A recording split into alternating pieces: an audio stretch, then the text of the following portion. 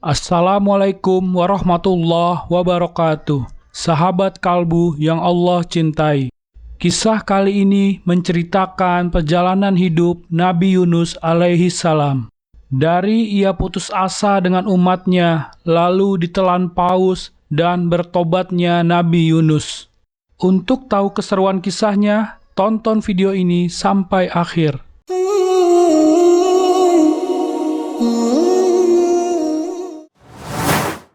Nabi Yunus bin Matta merupakan keturunan para nabi dari kalangan Bani Israel, yakni dari keturunan Yakub bin Ishak bin Ibrahim.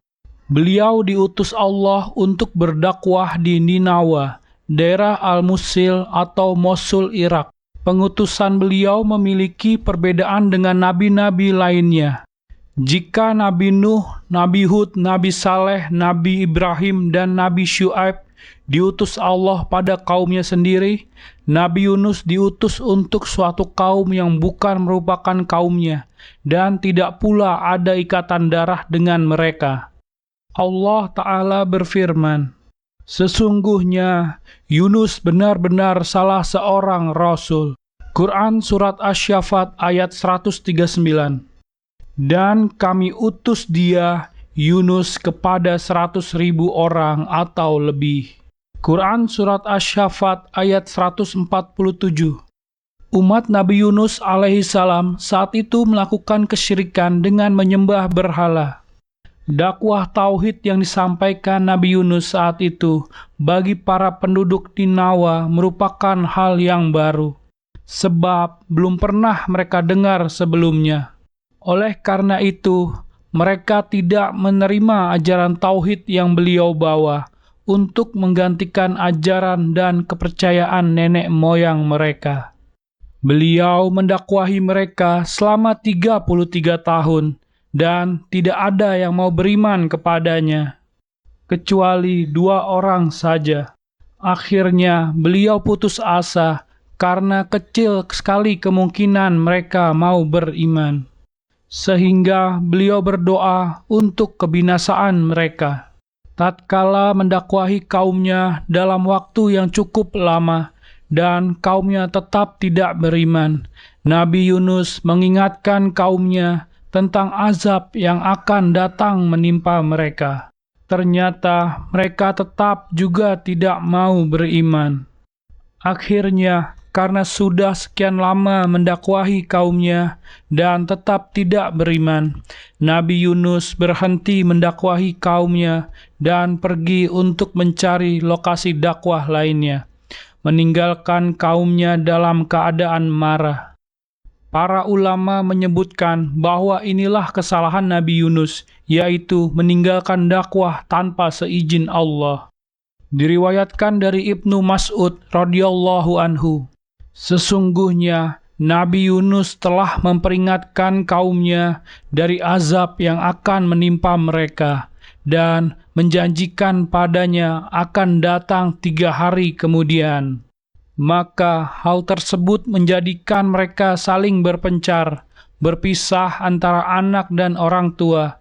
Kemudian mereka keluar rumah memohon pertolongan kepada Allah dan meminta ampun kepadanya.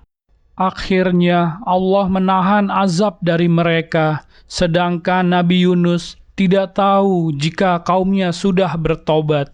Selanjutnya beliau pergi meninggalkan kaumnya dengan perasaan marah dan kesal, sehingga sampai pada sebuah perahu milik kaumnya. Ingatlah ketika ia lari ke kapal yang penuh muatan. Quran Surat Asy-Syaffat ayat 140. Ayat di atas artinya seorang hamba yang kabur dari tuannya. Nabi Yunus alaihissalam tidak beristikharah dulu kepada Allah, sampai-sampai beliau mengira bahwa kaumnya tidak akan pernah beriman, dan beliau kabur meninggalkan kaumnya ke lautan dengan naik kapal yang penuh dengan muatan. Allah Ta'ala berfirman, kemudian ia ikut berundi, lalu dia termasuk orang-orang yang kalah dalam undian. Quran Surat Asy-Syaffat ayat 141. Diceritakan bahwa ketika kapal tersebut berlayar di tengah lautan, terjadi ombak yang sangat besar. Saking dahsyatnya, ombak tersebut dapat mengakibatkan tenggelamnya kapal. Kemudian, orang-orang yang berada di kapal saat itu membuang barang-barang untuk mengurangi resiko tenggelam. Namun, ternyata kapal tersebut masih terancam tenggelam. Ada yang mengatakan bahwa waktu itu terjadi kilat dan petir, yang menurut mereka itu adalah isyarat bahwa ada orang yang bersalah di antara penumpang kapal tersebut. Ada pula yang mengatakan bahwa ketika terjadi ombak yang besar dan mereka memastikan bahwa kapal akan tenggelam, maka harus ada penumpang yang dikurangi untuk bisa selamat. Sehingga terdapat dua pilihan di antara mereka, yaitu semua orang meninggal tenggelam atau sebagian meninggal dan sisanya selamat. Maka pilihan kedua mereka pilih untuk menempuh bahaya yang lebih ringan, yaitu dengan sebagian orang harus melompat ke laut agar kapal tetap bisa terapung dengan normal kembali. Kemudian, tidak ada cara lain untuk menempuh pilihan kedua, melainkan dengan cara undian. Dan Nabi Yunus alaihi salam termasuk orang yang masuk dalam undian. Hingga 3 kali diundi keluar nama beliau. Akhirnya, kaumnya melemparkan beliau ke dalam laut. Ketika berada di laut, beliau dimakan oleh ikan paus. Begitu memakan beliau, ikan tersebut menyelam membawanya ke dasar laut yang sangat gelap. Allah Ta'ala menceritakan hal tersebut dalam firman-Nya. Maka ia ditelan oleh ikan besar dalam keadaan tercela karena meninggalkan kaumnya. Quran Surat Asy-Syaffat ayat 142. Laut dan paus adalah makhluk Allah. Ketika Nabi Yunus dilemparkan ke laut, Allah melarang laut menenggelamkannya. Allah juga melarang ikan paus untuk menyakitinya, melainkan hanya untuk ditelan. Maka ia menyeru dalam keadaan yang sangat gelap bahwa tidak ada Tuhan selain Engkau, Maha Suci Engkau. Sesungguhnya aku adalah termasuk orang-orang yang zalim. Quran Surat Al-Anbiya ayat 87. Saat di dalam perut ikan yang sangat gelap, Nabi Yunus pun bertobat kepada Allah atas kesalahannya.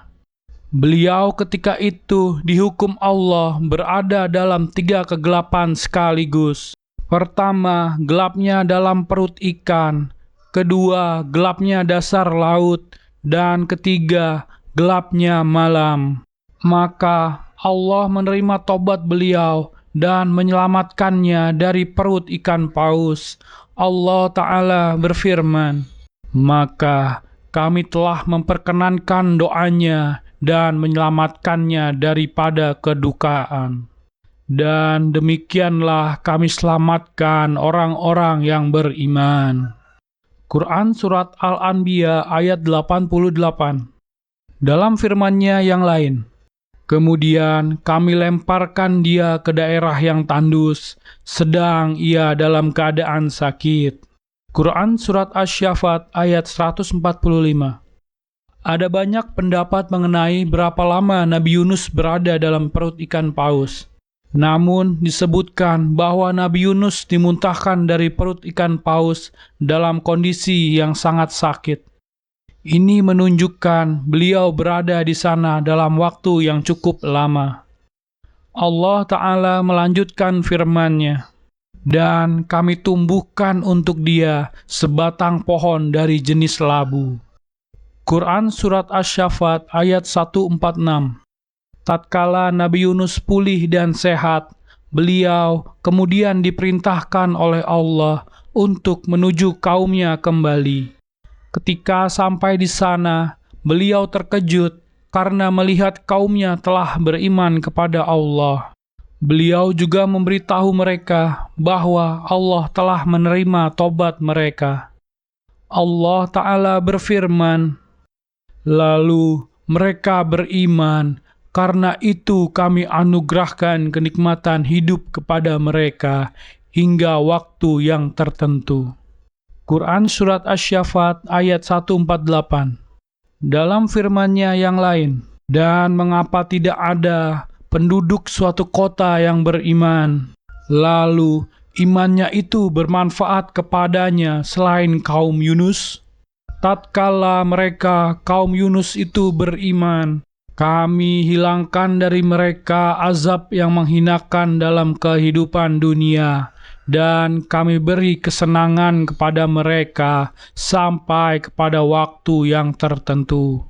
Quran Surat Yunus ayat 98.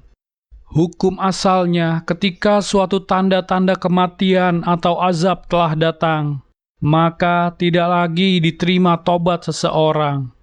Hal ini sebagaimana Fir'aun dan kaum-kaum yang diazab sebelumnya. Namun, ini tidak berlaku bagi kaum Nabi Yunus alaihi salam. Sebagian ulama mengatakan bahwa kemungkinan hikmah dari pengecualian tersebut adalah Allah mengetahui bahwa kaum Nabi Yunus akan beriman dengan benar jika Allah angkat kembali azab tersebut. Wallahu a'lam bishawab.